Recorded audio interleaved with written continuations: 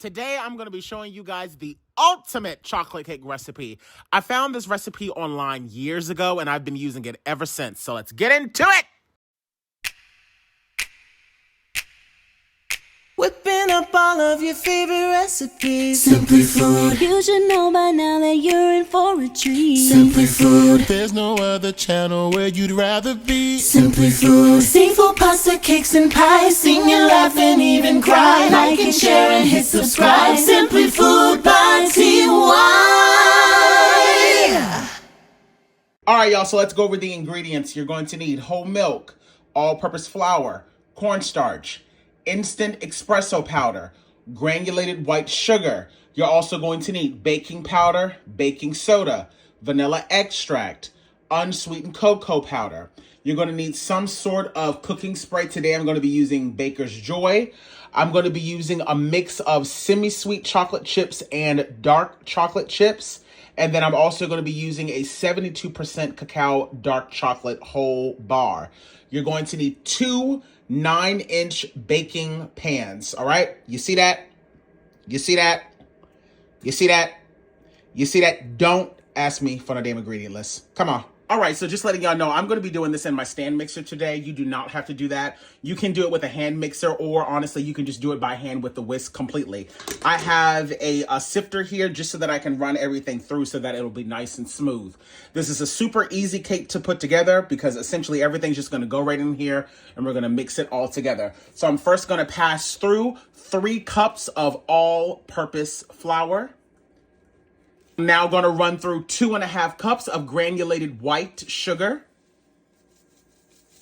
When you have those little hard bits and pieces in there like that, you don't want that in your case. I'm just going to discard this. 3 teaspoons of baking soda, 1.5 teaspoons of baking powder, 1 teaspoon of a coarse kosher salt, and then I have 1 cup of an unsweetened cocoa powder.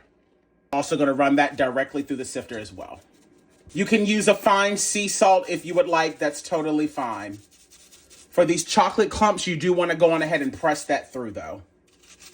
Now, before I add in my 3 large eggs that are at room temperature, I'm just going to give this a light mixing, just to get it a head start. Remember, the key when you're making any type of cake is to make sure that you are not overworking the gluten. So before I add in any type of wet ingredients to this, I just want to give this a light mix so that it can already have a nice head start.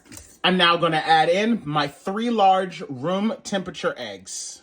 We can now head over to the stand mixer. Now that I have it attached to my stand mixer here, I'm going to also go on ahead and add in 1.5 cups of whole milk. And child, I was leaving out all kinds of ingredients, so I guess today y'all can ask me. Because you also need to add in 1.5 tablespoons of white distilled vinegar. Do not ask me if you can use apple cider. The answer is no. Give this a good mix.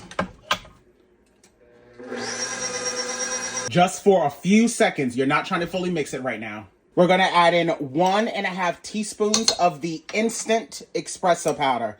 Make sure that it is instant.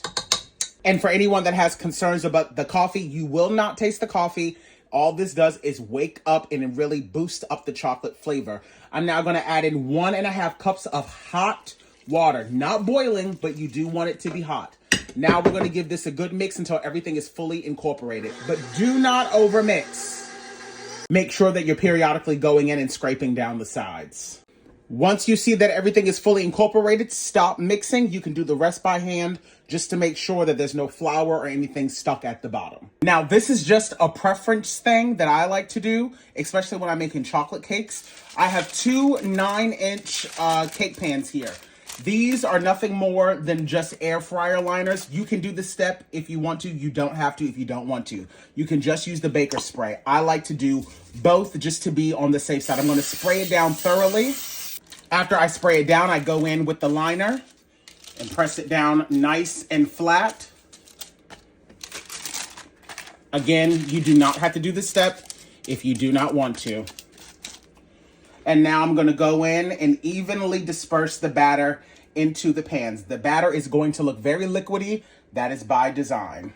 My oven has been preheated to 315 degrees. I'm going to let this bake for 50 minutes. Make sure that you are checking on it at about that 45-minute mark. Some people's oven might require you to bake it a little bit longer. Some people, it might be a little bit less. And place it in the center of the rack. So now let's talk about what we're going to need to make our chocolate icing. And I'll be sure to put all of the actual measurements for this up on the screen as I'm adding it into the pot. You're going to need cornstarch, white granulated sugar. I have 3 cups of water, 6 tablespoons of unsalted butter, vanilla extract. Like I said, I'm going to be using a 72% cacao dark chocolate. This is a 100-gram bar. I have my unsweetened chocolate powder here. That's the Hershey's, cacao powder. I have some coarse kosher salt and then some more of the instant espresso powder. Before we get too far into making the icing, the first thing I'm going to do is actually chop this down a little bit so that it'll melt a lot easier. You don't have to do it in any particular way. Just chop it down as much as you possibly can. I break mine down into little shards just like this. This will do just fine. Alrighty, you guys, so I have my pan here. So the first thing I'm going to do is just to run everything through the strainer. Once again, I want to make sure that I have a really nice, silky, smooth icing. So I'm going to run the sugar through first. I'm going to do the same for the cocoa powder. Once again, this is just a great habit to get in anytime you're making any sort of icing, especially if you're using something like a cocoa powder where it'll have like natural clumps in it. You don't want to have to waste your time trying to get all of those out from mixing when you can just do it in the beginning and it'll just make it a lot easier on yourself. The cornstarch can just go directly in. The salt, the espresso powder, and the 3 cups of water. We're now going to turn this on a low temperature and we're going to whisk this the entire time. What's going to happen is this is going to begin taking on the texture of chocolate pudding. As soon as it gets to that texture, I'm then going to completely remove this from the heat. And that's when we will then add in the butter, the vanilla extract, and the chopped chocolate. Just know there is no exact amount of time on how long this will take. Like I said, once it starts to come off of your whisk here, like the consistency of chocolate pudding, that's when you will know that it's ready. That could take anywhere between 3 to 5 minutes. But don't try to speed up the process by turning the heat up too high, or you could run the risk of burning your chocolate. All right, y'all, so this is that chocolate pudding consistency that I was talking about. You see how nice and thick this is? It's clinging onto the whisk. That's exactly what you're looking for. You want to make sure that you remove it from the heat as soon as you see that. So now that that has happened, we can go on ahead and add in our 6 tablespoons of our unsalted butter. We can also add in all of those delicious chocolate chips. And then we're also going to add in a splash of vanilla. I would say no more than about a teaspoon. This is my homemade vanilla extract. Perfect. And now we're going to whisk this, and this is going to make a beautiful chocolate. I'm not even going to call this a ganache. I mean, you could if you wanted to, but my God, when I tell you, this is going to be some of the best chocolate icing you have ever had. And the butter is really what's going to bring it together and really give it that beautiful shine that we all know and love when it comes to a decadent chocolate cake. This is definitely going to resemble that Matilda chocolate cake from the movie. Yeah, that's what we're going for here. Be very careful as you're whisking because there is no worse burn than a sugar burn. Look at how beautiful that looks. Oh my God. And after we get this fully mixed in, I'm actually going to transfer this completely out of this hot pan into a different bowl so that I can allow this to fully cool down. All right, y'all. That is looking absolutely beautiful. Look at how perfect that looks. That's what we were looking for. So now that this is fully incorporated, I'm now going to take this and transfer this to a different bowl. And once again, please be careful as you're doing this because you do not want to get burned. Look at how beautiful that looks, you guys. This is going to be some absolutely amazing chocolate icing.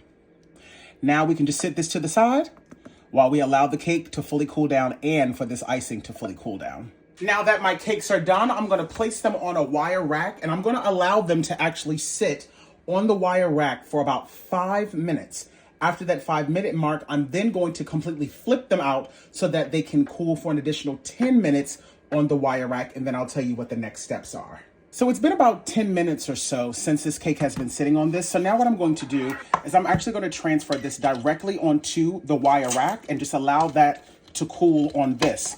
But before I do that, I'm also going to go on ahead and take this paper directly off because I don't want that to continue to cool onto the cake. Just do it nice and slowly so that way you don't rip up your cake. And if you put on enough of that Baker's Joy spray, it'll just peel right off. You won't have to worry about it sticking. But this is the reason why it's important for you to make sure that you take it off now while it's still somewhat warm. Now, you can either choose to let your cake completely cool down on the rack just like this. You can also wrap it in saran wrap, like cling film. I actually am going to leave it directly on this, and I'm going to take a turkey roasting bag and I'm going to place this inside of the bag. That's going to create sweat. It's going to trap in the moisture of the cake, and I'm going to allow this to fully cool down before we begin icing or anything like that. So like I said, I'm just going to take this and I'm going to sit this directly inside of this turkey roasting bag, like so. Tuck down the edges, and I'm going to let this sit here and fully cool down. And I'm going to do that for the other one as well. So now that I have my cakes wrapped up inside of the bags, I'm going to allow these to fully cool. You know, however long that takes is however long that takes. Again, this is a crucial step because this really traps in the moisture and make sure that you still end up with a really, really nice moist cake, but it won't keep cooking because you have it on the rack and air is still able to circulate around it. Alrighty, you guys, so now I'm going to go in and I'm going to slice my cake in half. Now, this is a step that you can absolutely skip. You can honestly just put the icing on, put another cake on, and call it a day if you would like. But I want to have chocolate, fill throughout the cake. I got this off of Amazon and I have it set on a number 6 so that I can just sit it flat down and then literally just saw my way completely through the cake. And this will make it so that I have nice and even layers. Just do it nice and slow, but you definitely want to make sure that your cake is nice and cool before you go in and do this step.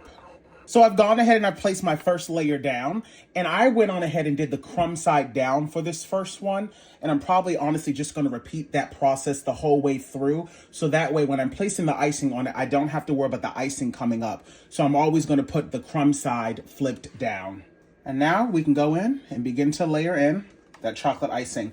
Remember, for the middle layers, you want to do a nice thin layer. You don't want to go too heavy. This is really just the glue that's going to hold the cake together. You want to make sure that you're going all the way out to the edges.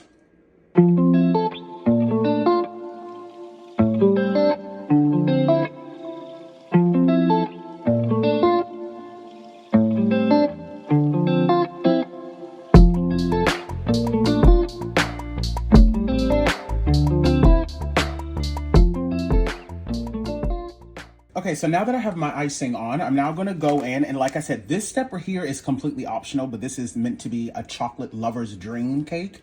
So now I'm going to go in and I'm going to add in the semi-sweet morsels on the top.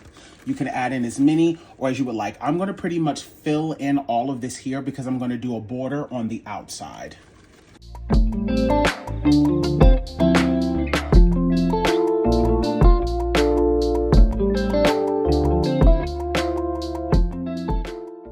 Now I'm just going in to make a fake me out border across the bottom.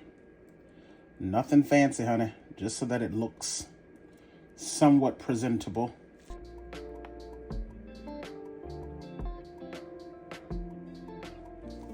All right, and here's my little makeshift chocolate lover's delight. Lord Jesus, all of this damn chocolate. Good grief. All right, y'all, it is the next day, so I'm going to go on ahead and cut into this bad boy, and let's see what we done. My God. My God. This is a big ass slice of cake. I just want y'all to know I'm only cutting this slice of cake this big for the purpose of this video. All right, here we go. Y'all ready? My God. Look at that. Look at that. My God. Look at how beautiful this cake. Look how soft. Look how soft. I think it's time we going for a taste test, chat. All right, y'all, let's go in for a taste test. Look at that cake. Super, super soft. The texture is absolutely beautiful. Here we go.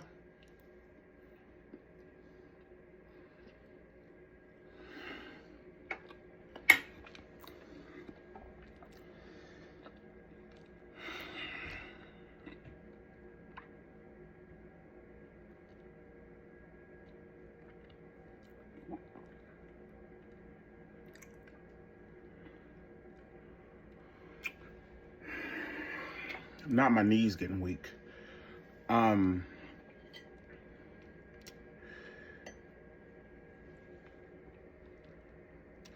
The fact that this is not overly sweet and the cake melts in your mouth. Oh my God.